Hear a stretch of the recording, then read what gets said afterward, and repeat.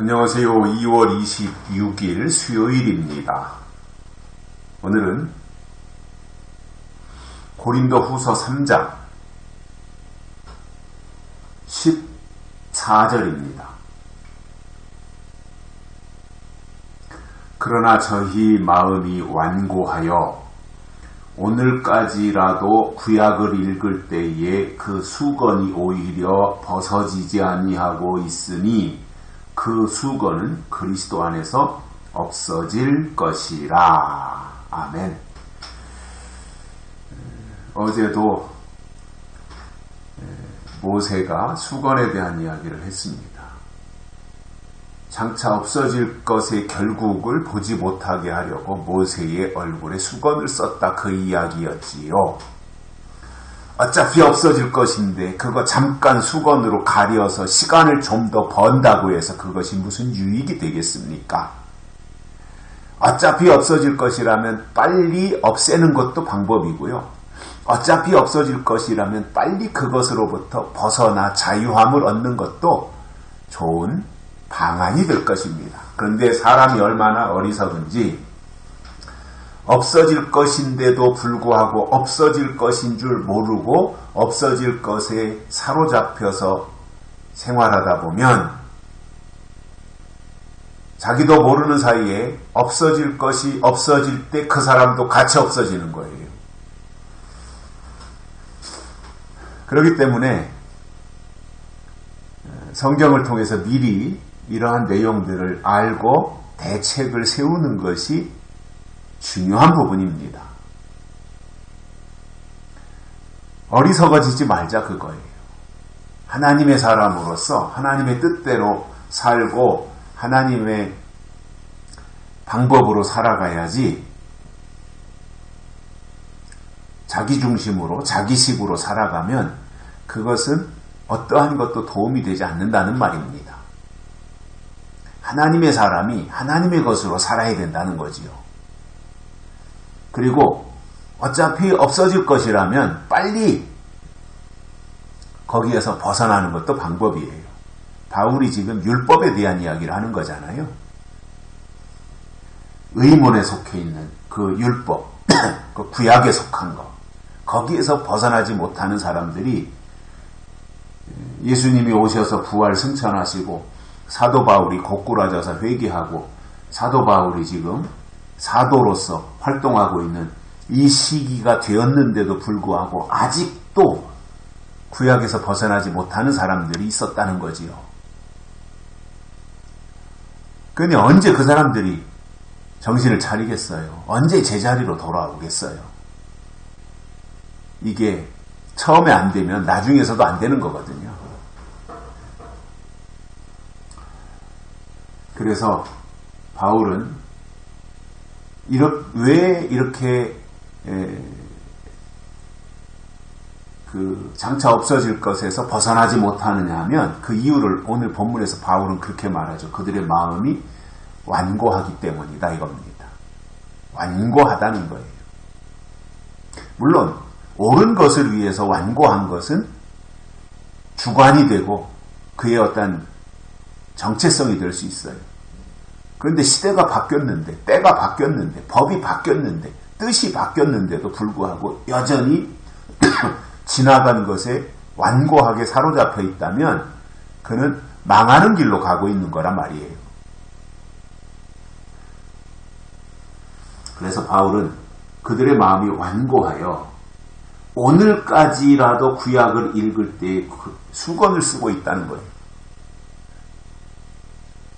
바울이 지금 활동하고 있는 이 고린도 후서를 쓰고 있는 이 시점까지도 아직도 사람들은 수건에 가려져 있다는 거예요. 하나님은 점점점 하나님을 나타내시고 하나님을 노출시키시고 계신데 수건을 뒤집어 쓰고 있으면 어떡하겠냐는 거죠. 구약에서는 하나님을 보면 죽었잖아요, 사람들이. 구약에서는 하나님을 볼 수가 없어요. 두려워가지고. 그러나 신약에 와서는 하나님이 예수님으로 나타나셨잖아요. 볼 수 있고 만질 수 있고 대화할 수 있고 말하면 들을 수 있고 눈으로 볼 수 있고 느낄 수 있고 이렇게 된 거잖아요. 하나님이 사람의 몸을 입고 이 땅에 오셔서 하나님을 노출시켜서 보여준 거잖아요. 구약에서는 하나님을 보면 죽는데 신약에서는 나타난 하나님 예수님을 볼 수 있게 된 거잖아요. 그러면 더 이상 가릴 이유가 없잖아요. 왜 가리워요? 하나님은 하나님 자신을 드러내셨는데 왜 수건으로 뒤집어 쓰고 가리겠습니까? 하나님이 자신을 나타내셨으면 나타난 하나님을 보고 그렇게 가면 되는 것인데 완고하다 보니까 그게 안 되어가지고 구약을 읽을 때에 수건이 오히려 벗어지지 아니하고 있었다 이겁니다. 여전히 수건 뒤집어 쓰고 있다는 거예요. 그러니 하나님 보실 때 이게 얼마나 안타까운 일이겠습니까? 하나님은 수건도 다 걷어버리고 예수님 십자가에 달려 돌아가실 때 성전의 휘장을 다 찢어버리셨고 각자 얼굴을 가리고 모세 얼굴을 가리고 있던 수건도 걷어버리셨는데 여전히 수건을 뒤집어 쓰고 있다고 하는 것은 하나님의 의도를 전혀 모르고 있는 거잖아요.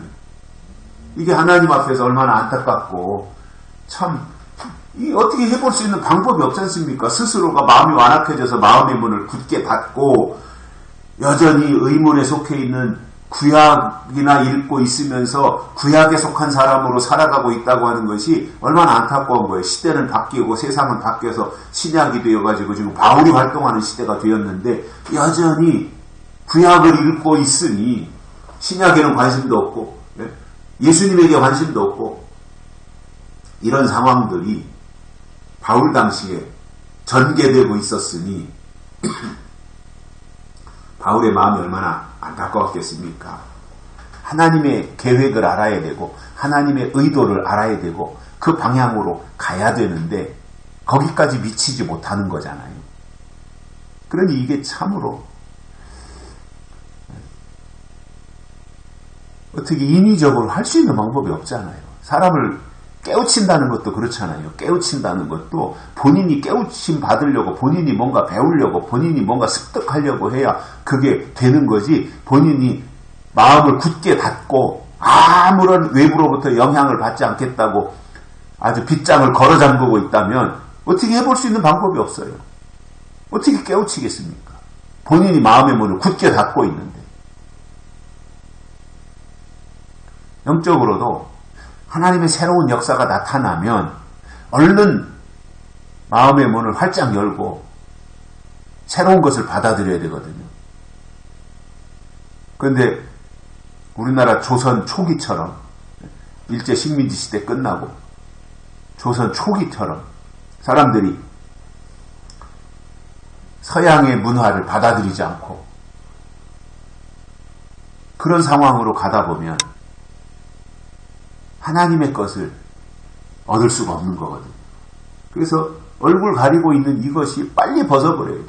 하나님은 다 휘장도 찢으셨고 수건도 다 벗어버리라고 했는데 여전히 이렇게 답답하게 가리우고 있다면 언제 드러낼 수 있겠어요? 언제 나타낼 수 있겠어요?